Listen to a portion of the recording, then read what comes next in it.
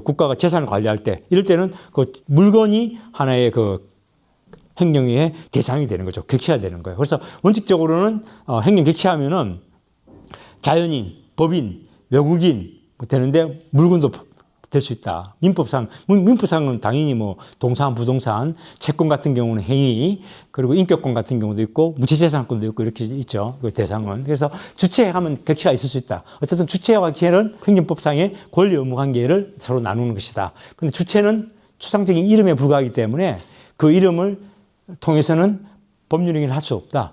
따라서 행정청이라는 관료제의 제일 우두머리, 관인을 갖고 있는 행정청이라는 관인을 갖고 있고 그 관인을 통해서 외부에 의사표시를 하는 거야.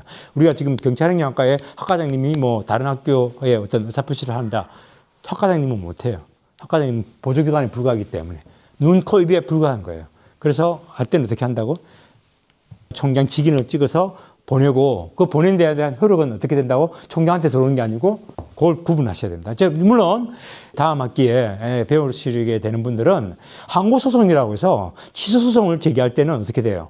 본래는 대한민국 정부를 피고로 해야 돼요.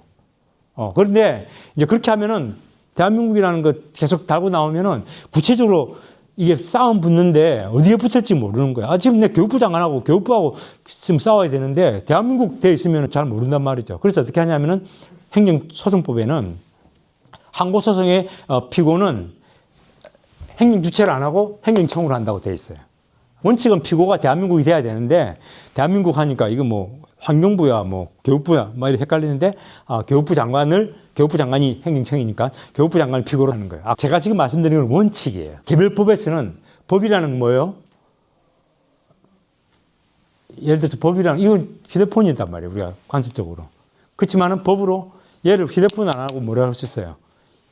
삼성에서 만든 몇 년도에 만든 이거는 휴대폰이라고 하지 않고 예를 들어서 뭐 이동기기라고 한다. 법에다 딱 쓰면 법은 뭐냐면은 당위적이고 규범적이기 때문에 우리가 그렇게 정의하는 순간 그렇게 되는 거예요. 법인격을 부여해버리는 거야. 법인격을 가진다 하는 순간 법인격을 가지는 거예요. 공공기관도 제가 된다 했지만은 공공기관 중에서도 법인격이 없는 공공기관은 행정주체가 될 수가 없는 거예요. 법인격 없는 공공기관은 뭐예요?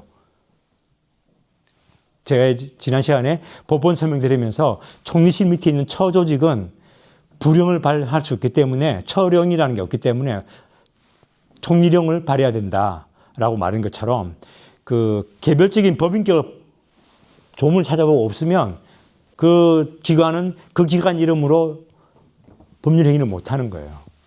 예를 들면 구미시가 있는데 구미시 밑에 무슨 자치발전연구원을 하나 만들어서 구미시 발전연구원이라고 연구기관을 하나 만들어서 시장이 만들면서 조례로 그 연구원은 법인격을 부여한다 이러면은 연구원에 있는 원장이 할 수 있지만 법인격을 부여 안 해버리면 어떻게 돼? 구미시장 밑에 있는 소속기관이 돼버리는 거예요. 그래서 이 연구원에서 뭔가 발표할 때는 자기 연구원 이름으로 발표 못 해요. 시장 이름으로 해야 되겠죠. 그리고 그 효력은 구미시로 들어가는 거예요.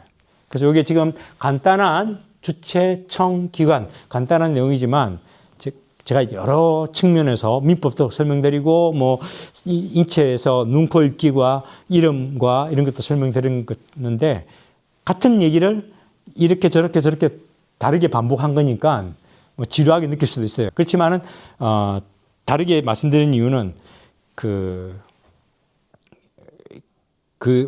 원리의 핵심인 거예요. 이렇게 각자 이해하신 다음에 물론 제가 늘 말씀드리지만 문제는 예외에서 많이 내고 본래 행정주체가 피고가 되는 게 원칙이에요. 원칙. 그렇지만 필요에 따라서 행정소송법에 보면 행정청을 피고로 한다고. 그러면 어떻게 돼야 돼요? 대한민국이라고 쓰지 않고 교육부 장관, 기후부 장관, 외교부 장관 이렇게 써야 된다는 거죠.